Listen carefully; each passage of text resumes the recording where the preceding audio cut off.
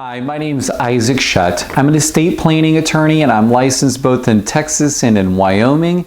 And today we're going to talk about dumb stuff people do with their power of attorney in Texas. Okay, so I've got a list of some of the most common problems that I see with a power of attorney, and I should say a financial power of attorney that I didn't prepare. So we're going to talk about a financial power of attorney that I didn't make. It comes into my office and I go, ooh, goodness, you probably want something different than that. So let's talk about some of the common mistakes that I see. Number one, sometimes people come in and they say, I've already gotten my power of attorney taken care of. I had it done by another attorney. I just can't find it.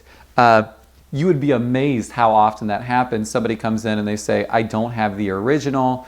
I'm sure it's around somewhere. Maybe it's with the old attorney. I have no idea. So one thing to avoid is don't lose your documents. Keep your documents in a really safe place.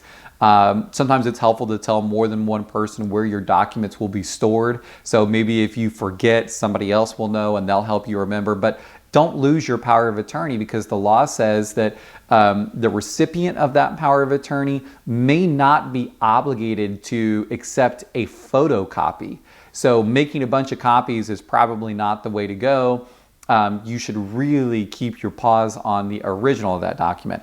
That actually leads me into the second boneheaded thing that I see people do, which is they make a bajillion copies of that power of attorney and they give it to everybody and their dog. And that's a real problem as well. And that problem manifests itself in a way that maybe you wouldn't have thought of. So one of the most common ones that we see is that the client has a power of attorney done by an attorney. They make like 100 copies of it, give it to everybody, thinking that's somehow safer to do. And then they change their mind about who they want as their agent in the power of attorney.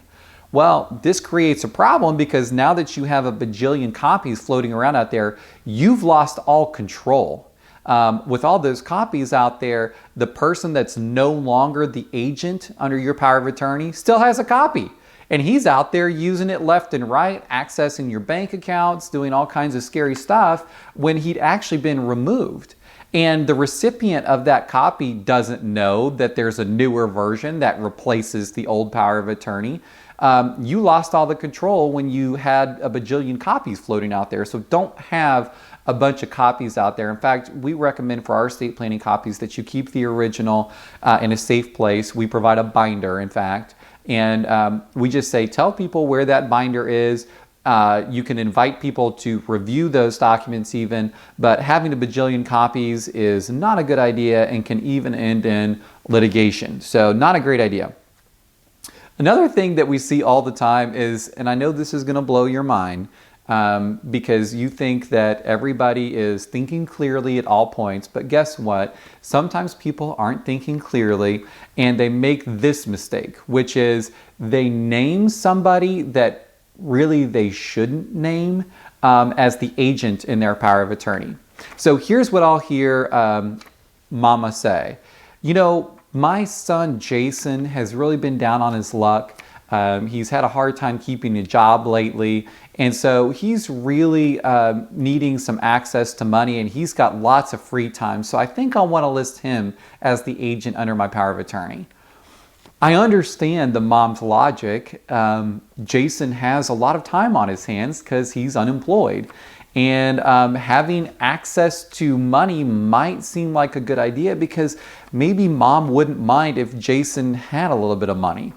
The problem is it's a terrible idea, because Jason has poor money management skills, he has poor time management skills, and he has an incentive to dip into your money to pay his bills, which, especially if you have multiple children, is terrible, because it can literally rip families apart. And not to mention the fact it's illegal. If he goes transferring a lot of money to himself, that's probably breaking his fiduciary duties to you and may even be a criminal act. So giving somebody that opportunity is just not wise. So you want to list somebody in there that is, if available, geographically close, somebody who you know is diligent, who would never consider using your money on himself, and those kinds of things. So be very thoughtful about who you list as the agent in your financial power of attorney. Also, another really common mistake that I see, and this is even with attorneys, I often see this, is that they name a bunch of co-agents. So let's say you had 3 kids. Well, you'll see other estate planning attorneys list all 3 kids as co-agents in that power of attorney. And you're like, Isaac, that makes sense. I mean, I want to be fair to all of them and make sure they all have access. And wouldn't that be wonderful? I mean, I don't want one to think I trust him more than the others, and that might hurt feelings and things like that. Well, let me tell you, it's generally, and I mean this like 95% of the time, not a good idea. And here's the reason why. If you think about it this way, really when you have 3 co-agents, you're asking 3 people to do one job. Now, some people can do that. There are some siblings that just mesh so well together that they do fine with being co-agents. But like I said, that's like 5% of the time. A lot more often what I see is that actually one kid ends up doing everything, and then there are feelings of resentment both ways, because the 2 kids who really weren't active may, and even in the back of their minds, question the transactions that have been done by the agent with the power. And then the other way goes around too. The one who is really the most active almost feels like, well, hey, you guys were listed as co-agents as well. Could I get a little help? And so there can be some resentment going that direction as well. And even like silly things, like if you have 3 co-agents all listed on your power of attorney, and then let's say you've always done your banking with Chase Bank, and one agent says, you know what, I'd like to keep mom's accounts at Chase Bank because she's banked there for years and years and years, and I don't want to change anything. And then another one says, Chase Bank is terrible. They're so bureaucratic. I don't like dealing with them. I'd much rather use a local credit union that knows mom and is a lot easier to deal with. And is one right or wrong between which bank or financial institution to use? No, but reasonable people could differ as to what was the best in that scenario. And so when there weren't issues before, sometimes issues arise because you're asking multiple people to do one job. And so it's really better to have one cook in the kitchen at a time. Don't have co-agents. The client has a power of attorney and they don't know what that means. They don't even understand what a power of attorney is or what it does. So this even comes from estate planning attorneys. I'll share a quick story with you. Years ago, I had this client who came to my office and she came in with her will. I didn't prepare her will. And she comes in and she says, Isaac, I just had my will done. Would you take a look at it? And I thought, that's weird. If you just had your will done, why don't you have the attorney who did that will take a look at it and tell you what it says? And her response, I'll never forget. She said, you're not hearing me.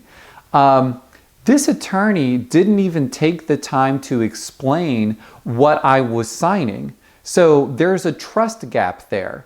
If he's not even going to bother with explaining this document to me, I don't feel comfortable with him. And you know what? I thought that's a good point. If you have a document and the attorney didn't even bother to explain what the document is or what it does, that's a big problem. And we do see this a lot of times with power of attorney. So let me just break down for you real quick what a power of attorney, and here today we're talking about a financial power of attorney. Let's talk about what it is. A power of attorney gives another person the ability to basically sign your name on your behalf. So when you designate your daughter as your agent under power of attorney, you're not giving her any assets. It's not a gifting document. Rather, you're saying, legally speaking, she's stepping into your toes to be able to handle things like financial transactions, helping you pay taxes, dealing with any bills you have. So she's basically working for you to do the things that you would have done could you do them yourself. So like if you were incapacitated or things like that, this power of attorney document gives your daughter to be able to keep your financial affairs afloat. And so that's what this power of attorney does, financial power of attorney does. Last but not least, a lot of times we'll see estate planning attorneys create something called a springing power of attorney.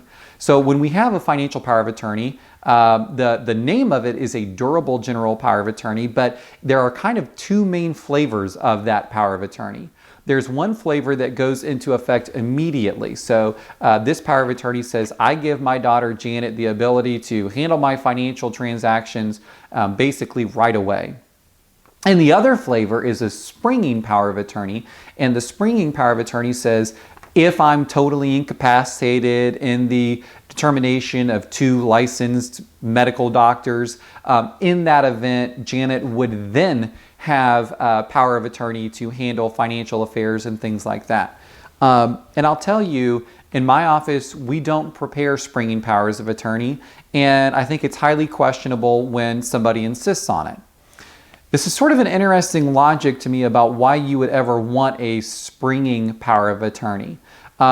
The feedback that we hear from clients is, well, Isaac, I would want a springing power of attorney because I don't fully trust Janet and I don't want her taking advantage of my finances if I can handle those things myself. Well, let me just tell you, in all the cases I've dealt with in fiduciary litigation and dealing with abuses of a power of attorney, the grantor of that power never had capacity, okay? So put another way, if you become incapacitated, Janet is not suddenly more trustworthy, okay?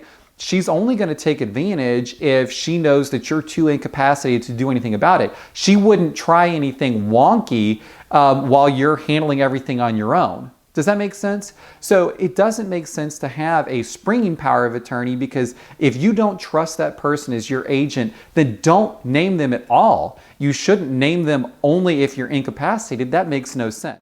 And again, my name's Isaac Shutt. I'm licensed both in Texas and Wyoming, and we'd love to hear from you.